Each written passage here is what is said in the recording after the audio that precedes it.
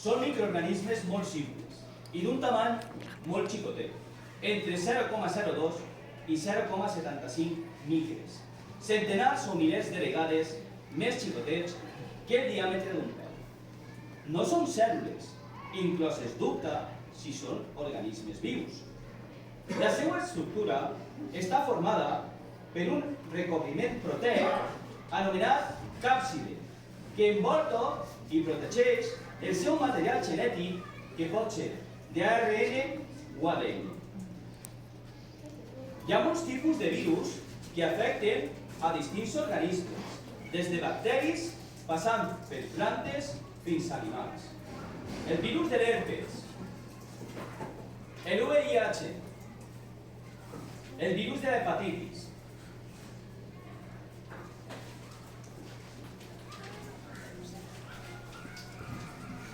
a part de protegir, la càpside facilita l'alliberament del material genètic per a la replicació del virus dins de la cèl·lula hoste. A més, alguns virus presenten una envoltura lipídica amb glicoproteïnes que tenen la funció de facilitar la introducció del virus a través de les membranes cel·lulars de l'hoste. Els virus no poden reproduir-se per ells mateixos. Per a poder-se reproduir, han d'infectar a una cèl·lula i fer còpies del virus. Després, la cèl·lula es trenca i deixa eixir els nous virus produïts. Per aquesta raó, es diu que els virus són paràsits obligats.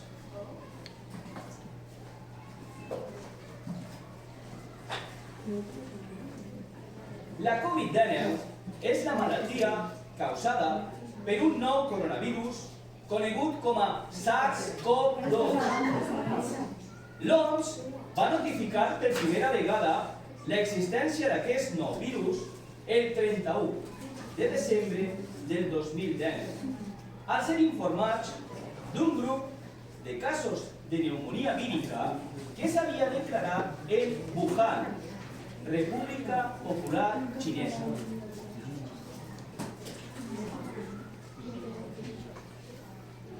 En gener de l'any 2020 van començar a diagnosticar-se els primers casos a Europa i a Estats Units.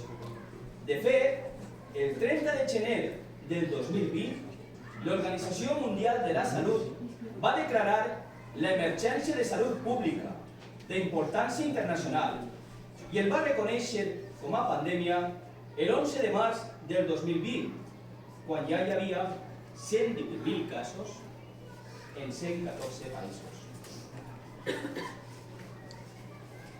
El nou coronavirus s'anomenà primerament 2019 nCoV i rebatejat amb el nom SARS-CoV-2, el virus, i Covid-2019, la malaltia.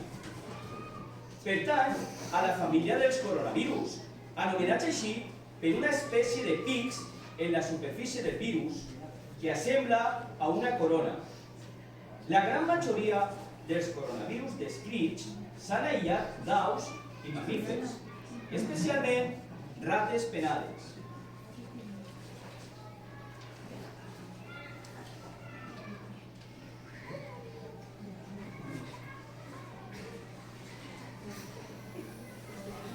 Els primers casos notificats s'associen amb un mercat d'animals silvestres en la ciutat de Wuhan.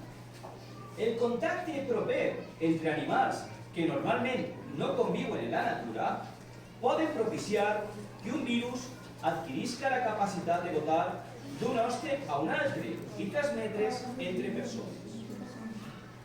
En el cas del nou coronavirus, pensem que va botar de rata penada a un mamífer intermedi i d'ahí als humans. Els virus, per a poder canviar d'hoste i afectar noves espècies, tenen que mutar. Canvien el seu material genètic per a que les proteïnes de la capa externa puguen adherir-se a les noves cèl·lules a les que va afectar. El coronavirus és un virus respiratori, perquè el primer que infecta és la gola. Quan el virus entra en el cos, per la boca, nas o ulls, és subjecte a les cèl·lules de la mucosa del fons del nas i de la gola. Això pot fer-ho per les proteïnes en forma de llança que té. Els virus només poden replicar-se d'aquesta forma. Són agents infecciosos acel·lulars que només poden multiplicar-se si infecten a cèl·lules. El coronavirus és un virus menut, de forma arredonida, que té unes espícules en la seva superfície. La seva informació es troba dins del virus en una llarga cadena anomenada ARN, que està formada per diferents fragments, adenina, guanina, citosina i uracil, que es llegeixen com les paraules d'un llibre i ens donen informació del virus. Cada lletra d'aquesta cadena té un significat que depèn de les altres lletres que tinga al costat. Els científics han sigut capaços d'extraure el material genètic del coronavirus i seqüenciar-lo, descobrint les distintes parts que presenta. Han descobert quina és la part del material genètic que és la responsable de construir les distintes estructures per les que està format el virus. D'aquesta manera, han pogut obtindre la part del material genètic que presenta la informació per a fabricar una de les proteïnes que li permet al virus introduir el seu material genètic dins de la cèl·lula a la que infecta. Aquesta proteïna s'anomena proteïna S, spike o espícula, i ha sigut una de les claus per a poder fabricar les vacunes d'ARN.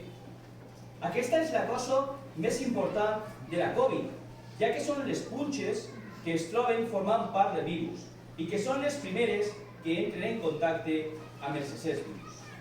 El que és molt interessant és que el nostre cos funciona com el cervell, té memòria, i la pròxima vegada que ens trobem amb la proteïna o el virus, les cèl·lules ja sabran amb quines eines enfrontar-se contra el virus. Bàsicament, per a la lluita contra el coronavirus s'han seguit distintes estratègies, depenent de l'equip d'investigació que hi ha darrere de la vacuna.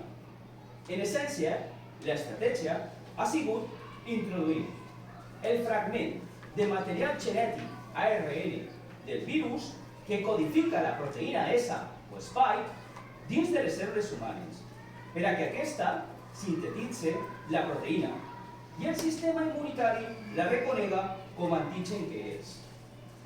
Quan és reconeguda per les cèl·lules del sistema immunitari, aquestes sintetitzen defenses, anticossos, contra aquest fragment del virus. D'aquesta manera, quan el virus s'introdueix en el cos del ser humà, el sistema immunitari ja està entrenat i acaba més ràpidament en el virus, fent que aquest no ens afecti de manera tan greu.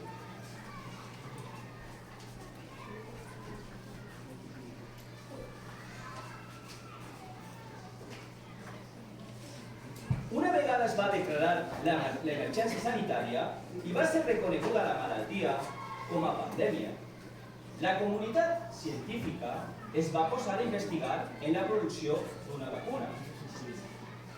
Mai abans s'havia fet un projecte global d'aquesta magnitud. És la primera vegada que la comunitat científica centra tot l'esforç en trobar una solució a un problema de salut pública global. A més, davant de l'emergència sanitària s'han dedicat més recursos, més finançament i més recolzament per part dels governs. La comunitat científica porta 40 anys utilitzant vacunes i comprovant la seva eficàcia i seguretat. Només a Espanya, cada any s'administren més de 15 milions de dosis enfront a 14 patògens diferents. Per a que una vacuna es comercialitzi a la Unió Europea ha de complir amb unes garanties de seguretat, al igual que qualsevol altre tipus de medicament, i per suposar seguir una avaluació científica per part de l'Agència Europea del Medicament. punts compleixos. Qualitat, seguretat i eficàcia.